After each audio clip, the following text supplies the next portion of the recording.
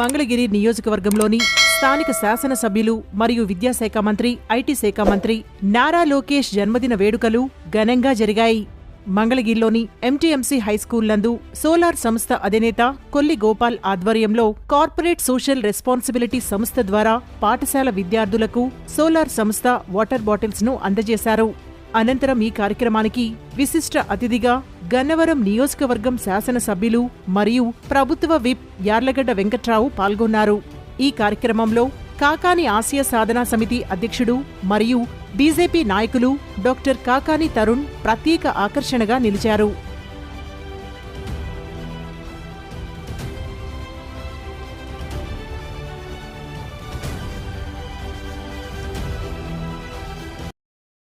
ఇంగ్లీష్లోనే సందేశం ఉంచాలని చెప్పేసి చెప్పడం జరిగింది. సో మనం అందరం ఇంగ్లీష్లో మాట్లాడదాం, తెలుగులో మాట్లాడదాం. Okay, very good. So good afternoon my dear students. So first of all, congratulations to all of you for giving a wonderful performance today. So before we start this program, I want to know from you, today it is the birthday of a very important national leader who is also a freedom fighter. His name also came up during the performance today.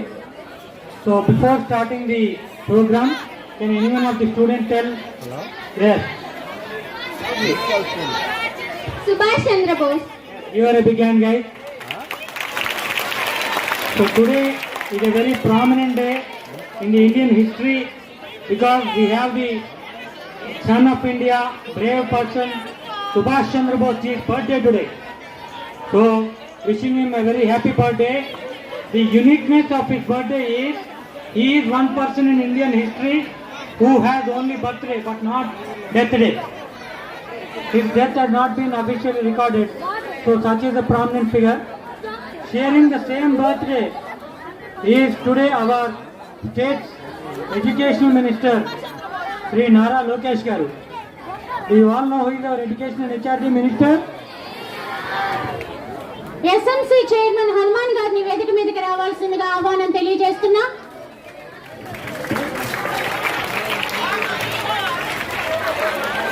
So our honorable minister of education, Sri. Media మిత్రులందరూ నమస్కారం. ఈరోజు IT శాఖ మార్చులు స్థానిక మంగళగిరి శాసనసభ సభ్యులు మా Telugu Desam party ప్రధాన కార్యదర్శి నారా లోకేష్ బాబు గారి 42వ జన్మదినోత్సవం సందర్భంగా happy birthday my dear leader.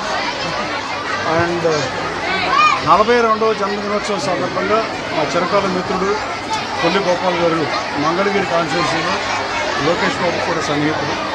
ఈ స్కూల్లో రేవర్ సెక్షన్ స్కూల్ 1100 మంది విద్యార్థుల స్కూల్లో తన కంపెనీ సిఎస్ఆర్ నుంచి ఇక్కడ కొన్ని లక్షల రూపాయలు వెచ్చించి ఈ పిల్లలకు ఇచ్చినందుకు మనస్ఫూర్తిగా గోపాల్ గారిని అభినందిస్తూ, అలాగే 167,710 మంది మంగళగిరి ఓటర్లు నారా లోకేష్ బాబుకి ఓటేసి ఇక్కడ శాసనసభ్యుడిగా ఎన్నుకొని, అలాగే 91,413 భారీ మెజారిటీతో రాష్ట్రంలోని 3వ హైయెస్ట్ మెజారిటీతో ఇక్కడ గెలిపించిన మంగళగిరి ఓటర్లకి, అలాగే ఓటేసి లోకేష్ బాబు 16వ శాసనసభకు ఎన్నుకున్న 167,710 మందికి నా పాదాభివందనాలు తెలియజేస్తాను. ఇక్కడ ఓడిపోయినా గివప్ ఇవ్వకుండా మళ్ళీ ఇక్కడే గెలవాలి. 80 తప్ప మరెప్పుడు ఏనాడు గెలవని తెలుగుదేశం పార్టీ గెలవని సీట్లో, టఫ్ సీట్లో పోటీ చేసి మళ్ళీ ఇక్కడి నుంచే ఎక్కడ పోగొట్టుకున్నామో అక్కడే గెలవాలనే ఉద్దేశంతో ఇక్కడి నుంచి శాసనసభకు ఎన్నికై ఈ రాష్ట్ర ప్రయోజనాల కోసం గౌరవ ముఖ్యమంత్రి గారితో పాటు అహర్నిశం శ్రమిస్తున్న లోకేష్ బాబుకి హృదయపూర్వక ధన్యవాదాలు తెలియజేస్తున్నాను. అలాగే ఆయన ఈరోజు పుట్టినరోజు అయిన దావోస్లో పరిశ్రమల స్థాపన లక్ష్యంగా పరిశ్రమలు ఆంధ్రప్రదేశ్ రాష్ట్రానికి తీసుకొస్తానికి ప్రియారిటీ ఇచ్చి తన జన్మదిన రోజును కూడా దావోస్లో ఉన్న పరిస్థితి.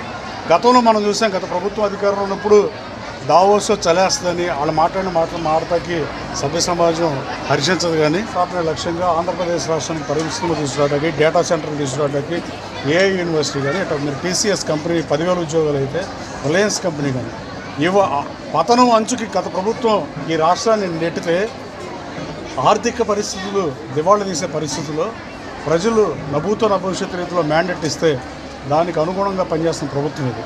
ఈ ప్రభుత్వంలో పతనం అంచున ఉన్న ప్రభుత్వ ఆంధ్రప్రదేశ్ రాష్ట్రాన్ని మళ్ళీ గౌరవ చంద్రబాబు నాయుడు గారు, పవన్ కళ్యాణ్ గారు, లోకేష్ గారు, బీజేపీ నాయకులు అందరూ కలిసికట్టుగా గాడిలో పెట్టే పరిస్థితి. వాట్సాప్ కాల్ మాట్లాడుకుని మామూలు ఫోన్లకు కూడా మాట్లాడడానికి భయపడిన పరిస్థితులు ఈ రాష్ట్రంలో గత 5 సంవత్సరాల్లో జరిగిన మాట వాస్తవం కాదు.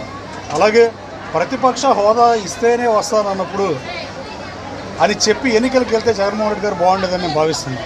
ప్రతిపక్ష హోదా ఇవ్వకుంటే నేను అసెంబ్లీకి రానని, ముఖ్యమంత్రి పదవి కానీ ప్రతిపక్ష హోదా కానీ ఉంటేనే అసెంబ్లీకి వస్తానని చెప్పుకుంటే బాగుండేది. అలాగే రాష్ట్ర ప్రజలు ఆయనకి ప్రతిపక్ష హోదా ఇవ్వకపోతే ప్రజల మీద కోపం చూపిస్తున్నారా, ప్రజాస్వామ్యాన్ని అపహాస్యం చేస్తున్నారా, శాసనసభను అగౌరవపరుస్తున్నారా, ఈ ఓటేసి 11 మంది శాసనసభ్యులు గెలిపించిన ప్రజలను అవమానపరుస్తున్నారో జగన్మోహన్ రెడ్డి గారు సమాధానం చెప్పాల్సిన అవసరం ఉంది. అలాగే లోక్సభలో ఇక్కడ కేవలం పట్టుమని 4 లోక్సభ సభ్యులు ఉన్నారు.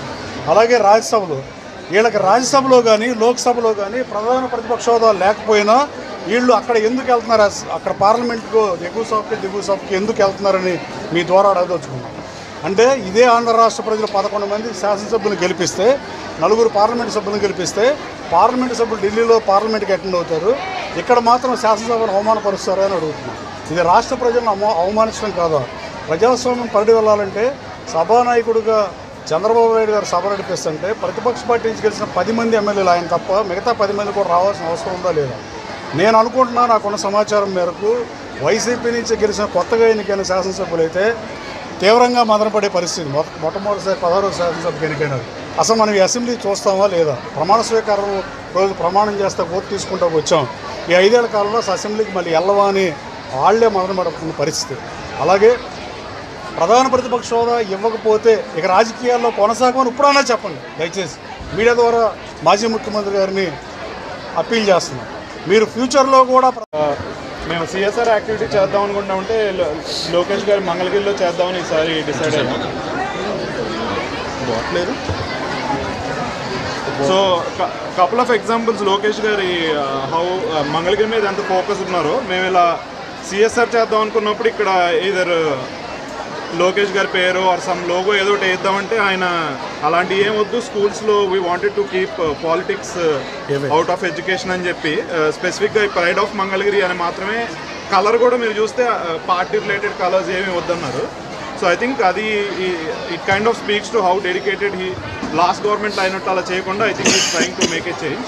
అండ్ ఆల్సో ఆయన బర్త్డే ఈరోజు, బట్ ఆయన నిన్న నైట్ కూడా మీరు వీడియోస్ చూస్తే దావోస్లో లేట్ నైట్ మీటింగ్స్ ఇండస్ట్రియలిస్ట్తో to bring more industries into our state. So very happy to do it in Mangalagiri, and going forward both Telugu states, Andhra, Telangana will continue to do CSR activities on behalf of Solara.